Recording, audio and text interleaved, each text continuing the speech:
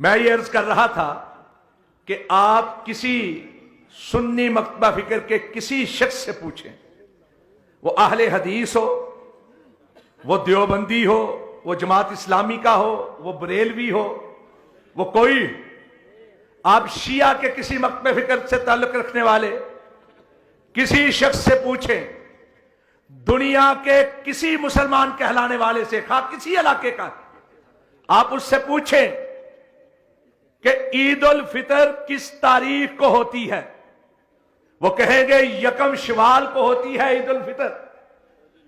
آپ پوچھیں عید الاضحیٰ کس تاریخ کو ہوتی ہے، دنیا کے کسی علاقے کا کوئی شخص ہو، وہ کہے گا عید الاضحیٰ 10 ذو الحجہ کو ہوتی ہے۔ عید الفطر بھی تہوار ہے، تاریخ پر کسی کا کوئی اختلاف نہیں۔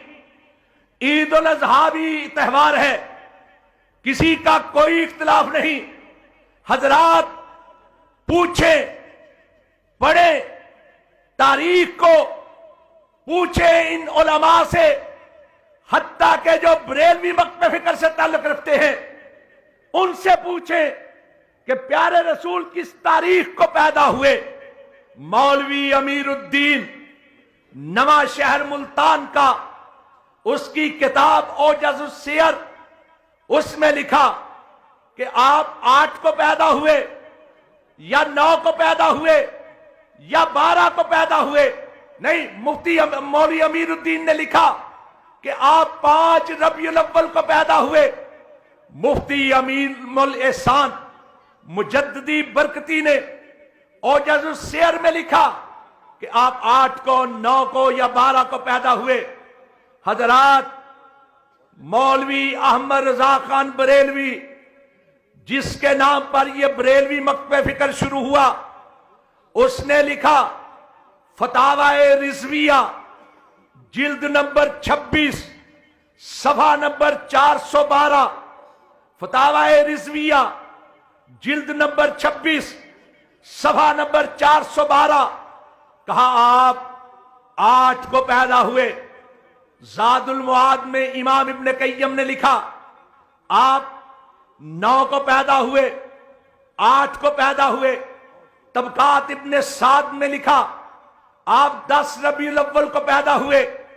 شیعہ حضرات کہتے ہیں آپ 17 ربیع الاول کو پیدا ہوئے، اور سب کی چھوڑیں، جس پیر کے نام پر 11ویں دی جاتی ہے، شیخ عبد القادر جیلانی رحمت اللہ علیہ، انہوں نے اپنی کتاب غنیت الطالبین میں ربیع الاول کے مہینے کو بھی چھوڑ کر کہا آپ 10 محرم کو پیدا ہوئے۔ پھر آپ اٹھائیں سیرت کی کتابیں، تاریخ کی کتابیں، حدیث میں تاریخ کی بحث ہی نہیں، سیرت کی کتابیں، تاریخ کی کتابیں، لکھنے والوں نے یہاں تک لکھا کہ آپ مہینوں کے سردار مہینے رمضان میں پیدا ہوئے۔ اگر آپ ایک تہوار کے طور پر یہ دن مناتے، صحابہ کرام نے منایا ہوتا، تابعین نے منایا ہوتا، تبع تابعین نے منایا ہوتا، بلکہ جن ائمہ کے نام پر فرقے وجود میں آئے انہوں نے منایا ہوتا، تو تاریخ میں کوئی اختلاف نہ ہوتا۔ اسی طرح جس طرح عید الفطر اور عید الاضحیٰ کے دنوں میں کوئی اختلاف نہیں، تاریخ پیدائش میں اختلاف ہے، لیکن تاریخ وفات پر سب کا اتفاق ہے۔ مولوی احمد رضا خان نے ملفوظات میں لکھا، اور یہی فتاوی رضویہ جلد نمبر 26 صفحہ نمبر 415، پہلا صفحہ تھا تاریخ پیدائش کا، 412، یہ ہے صفحہ نمبر 415، اس میں لکھا کہ آپ 12 ربیع الاول کو فوت ہوئے۔ ایک مولوی تھا اچھروی، محمد عمر اچھروی، اس کی کتاب مقیاس حنفیت، اس کے صفحہ 59 پہ لکھا آپ 12 ربیع الاول کو فوت ہوئے۔ آج سے 10-12 سال پہلے تک سارے لوگ 12 وفات کہتے تھے۔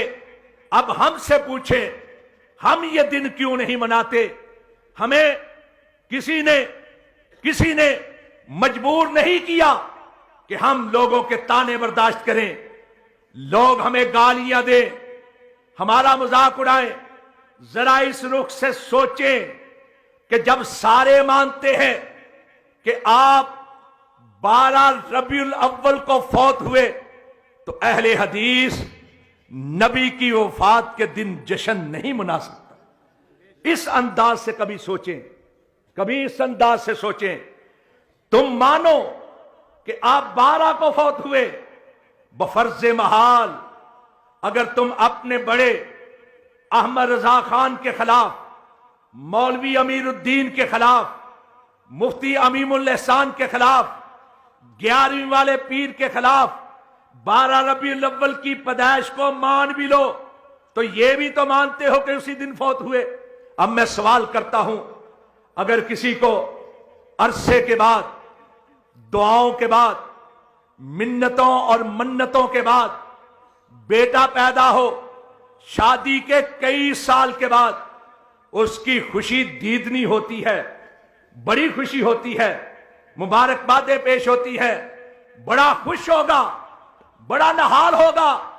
وہی بیٹا جو منتوں اور منتوں کے بعد ملا، اگر وہی بیٹا اسی دن فوت ہو جائے تو مجھے بتائیں، کیا پھر بھی خوشی مناتے رہیں گے یا افسوس ہوگا؟ تیرا ملنا خوشی کی بات صحیح، تجھ سے مل کر اداس رہتا ہوں۔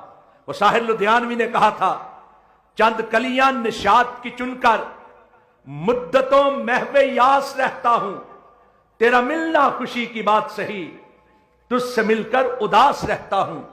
اور میں سوال کرنا چاہتا ہوں، مجھے بتائیں، ذرا سوچیں کہ نبی پاک کا تعلق، نبی پاک کی محبت کیا ایسی محبت ہے کہ جو سال کے بعد جوش میں آتی ہے؟ پورا سال ہم چوریاں کریں، ڈکیتیاں کریں، دین کا نام لینے والوں کا مذاق اڑائیں، علماء کرام کی تضحیق کریں، اسلام کے بارے میں لطائف گڑھیں، سال کے بعد ایک دن گلی و بازار میں انڈین گانوں پر رقص کر کے، گلی و بازار میں ہنگامہ ہاؤ ہو برپا کر کے، ہنگامہ شورا شری برپا کر کے یہ سمجھے کہ محبت پوری ہو گئی ہے، محبت کے تقاضے پورے ہو گئے ہیں۔ حضرات، میں سوال کرنا چاہتا ہوں، میں نے کبھی طعن و تشنیع کی زبان استعمال نہیں کی، لیکن دعوت فکر ضرور دی جا سکتی ہے۔ میں سوال کرنا چاہتا ہوں، آپ کے سامنے یہ سوال رکھنا چاہتا ہوں، اور آپ کے ذریعے ان لوگوں سے کرنا چاہتا ہوں کہ مجھے بتائیں کہ آپ نے جو جلوس نکالے، آپ نے جس ہستی کے نام پر جلوس نکالے، جس کے سارے راستوں میں محبت کے نعرے بلند کرتے رہے اور اہل حدیث کی مسجدوں کے سامنے کھڑے ہو کر تانے بازی اور اشارے کرتے رہے، مجھے بتائیں کہ کیا اس روز جلوس کے دوران میں نماز کی اذان تمہارے کانوں میں پڑی یا نہیں پڑی؟ مجھے بتاؤ، کتنے لوگ تھے جو مسجدوں سے بلند ہوتی ہوئی محمد عربی کی آواز پر لبیک کہتے ہوئے مسجد میں گئے تھے؟ کتنے لوگ تھے ذرا مجھے بتائیں۔ اور تم کہتے ہو کہ نبی سونا آیا اور گلیاں اور بازار سج گئے۔ نبی گلیاں اور بازار سجانے کے لیے نہیں آیا تھا، یہ کارپوریشن کے ملازموں کا کام ہے۔ نبی گلیاں بازار سجانے کے لیے نہیں آیا، نبی انسان کو انسان بنانے کے لیے آیا تھا۔ کارواں دعوت قرآن و حدیث، مرکز جمعیت اہل حدیث پاکستان۔